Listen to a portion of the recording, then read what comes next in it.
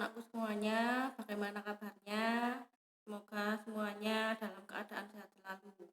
Oke, nah untuk kali ini bersama dengan Bu Lina kita akan belajar tentang biologi. Kalau untuk perkenalannya, kalian semuanya sudah tatap muka 2 kali dengan Bu Lina ya. Jadi Bu Lina sudah tidak perlu perkenalan lagi.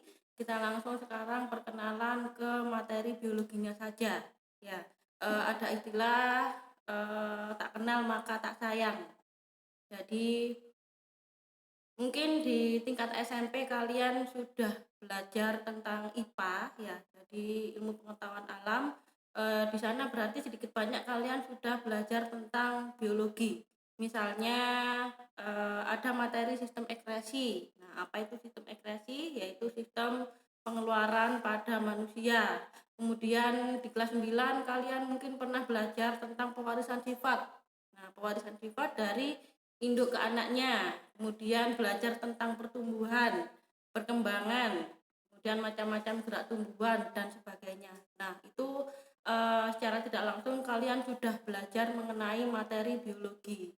Nah, sebenarnya apa sih biologi itu? Nah, biologi berasal dari bahasa Yunani ya, yaitu dari dua kata bios dan logos. Kalau bios artinya sebuah kehidupan dan logos itu artinya sebuah ilmu pengetahuan. Jadi jika ditarik dari akar asal katanya, yaitu biologi merupakan ilmu pengetahuan yang mempelajari tentang makhluk hidup. Jadi makhluk hidup di sini segala sesuatu yang bersifat hidup. Nah, apa saja ciri-ciri dari makhluk hidup? Nah, ciri-ciri dari makhluk hidup yang pertama adalah yang pasti dia mengalami pertumbuhan dan perkembangan. Nah, kemudian yang kedua adalah membutuhkan nutrisi berupa makan dan minum. Kemudian bergerak, ya. Kemudian berkembang biak atau bereproduksi.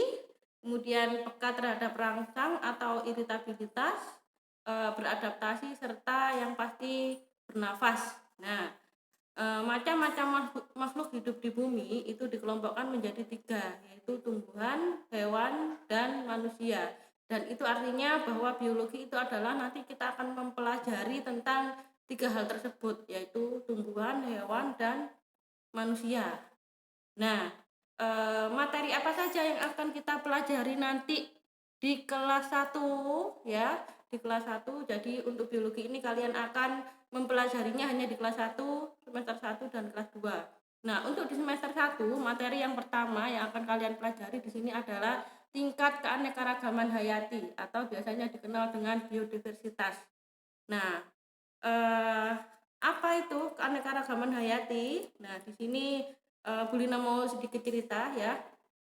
Tahukah kamu jika hidup di bumi ini tidak sendirian? Sebagai salah satu spesies, manusia bukanlah satu-satunya spesies yang menempati planet ini. Jadi misalnya di suatu wilayah ya, ada banyak sekali makhluk hidup. Mungkin di daerahmu ada banyak sekali yang makhluk hidup yang kamu jumpai, mulai dari ada manusia, ada hewan, ada serangga, ada jamur, hingga macam-macam organisme uniseluler. Nah, semua variasi bentuk kehidupan itulah yang disebut dengan keanekaragaman hayati. Seperti itu. Banyak sekali makhluk hidup yang kita temukan di setiap habitat, mulai dari pegunungan, hutan, kemudian laut, danau, bahkan gurun. Nah, tentunya semua makhluk hidup yang terdapat pada setiap daerah itu pasti ada perbedaannya. Nah, apa sih perbedaannya? Nah, nanti kita akan belajar tentang perbedaan antara makhluk hidup satu dan makhluk hidup lain di tempat yang berbeda. Jadi keanekaragaman hayati ini nanti akan kita bagi menjadi 3 ya, yaitu ada keanekaragaman gen, keanekaragaman spesies, dan keanekaragaman jenis. Nah, di situ Bu Lina sudah mencontohkan ya, ada macam-macam jeruk ya. Di situ ada jeruk lemon, ada jeruk nipis, dan ada jeruk pontianak. Sama-sama dia jeruk, tapi dia mempunyai karakteristik sendiri-sendiri. Mungkin dari segi rasanya, kemudian dari segi bentuknya. Nah, itu semuanya ada perbedaan ya. Itu nanti akan masuk ke dalam keanekaragaman apa. Nah, itu nanti kita akan pelajari di sini. Kemudian di situ juga ada mawar. Nah, mawar ya sama-sama mawar, tapi di situ dia memberikan warna yang berbeda. Ya, ada merah, ada putih, ada ungu, dan ada pink.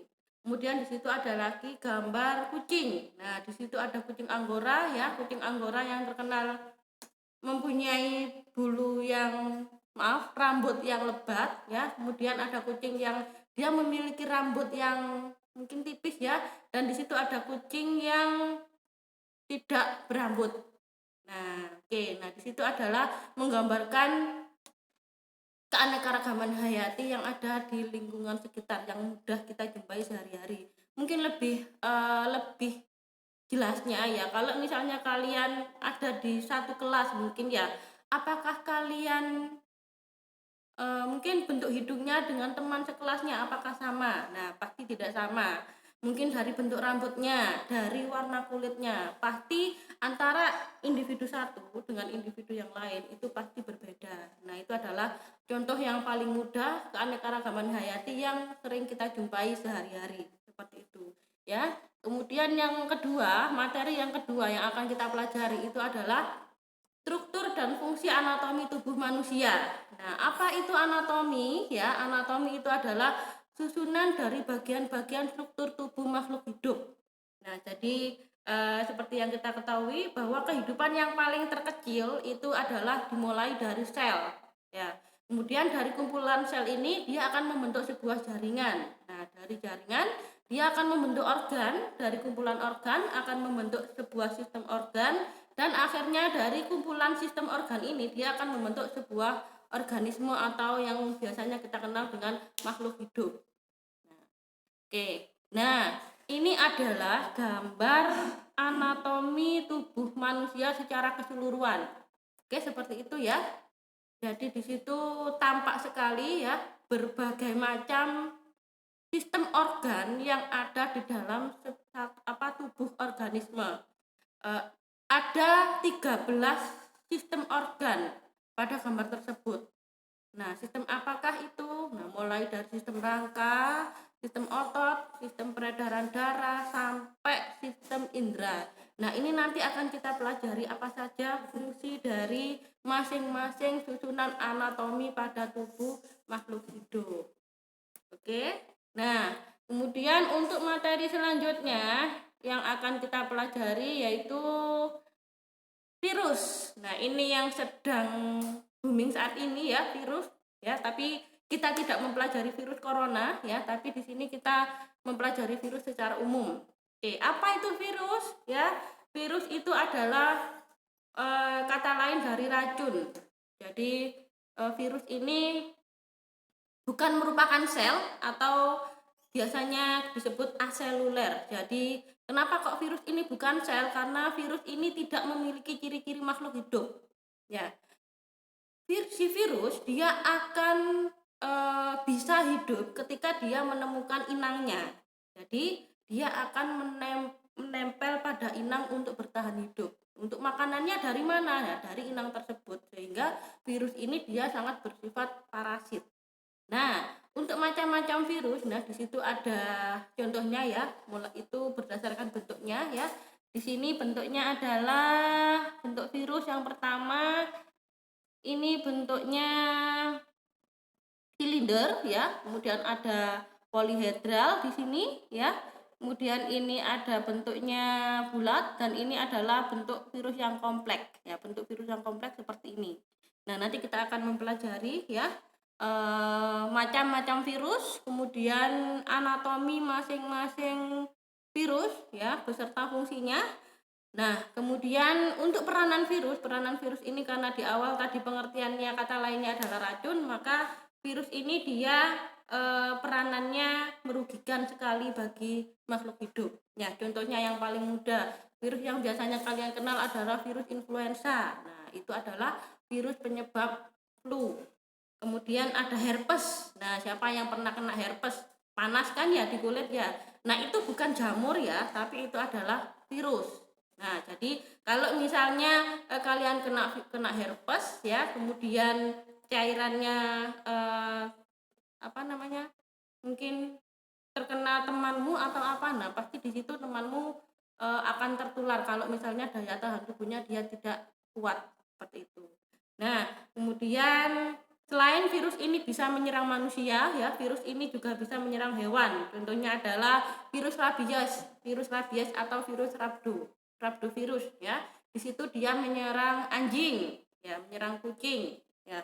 Kemudian ada lagi virus juga bisa menyerang tumbuhan ya. Biasanya saya contohkan untuk tumbuhan jeruk ya. Jadi di daunnya itu ada bercak-bercak warna kuning. Di situ adalah penyebab dari si tanaman jeruk itu terkena virus citrus leptospirosis virus. Ya, nah itu salah satu virus yang menyerang pada tumbuhan, ya, terutama di bagian organ daunnya. Jadi dia menyebabkan bercak kuning pada daun, seperti itu. Nah, kemudian untuk selanjutnya ini adalah bakteri. Nah, ini adalah bakteri ya untuk materi selanjutnya. Nah, apa itu bakteri ya? Kalau tadi kita mempelajari virus ya, bahwa virus itu bukan organisme ya, dia bukan organisme. Untuk bakteri di sini adalah bakteri. Bakteri ini adalah organisme uniseluler. Artinya organisme yang mempunyai satu sel dan dia bersifat prokariotik. Nah, di situ ada bermacam-macam contoh dari bakteri ya.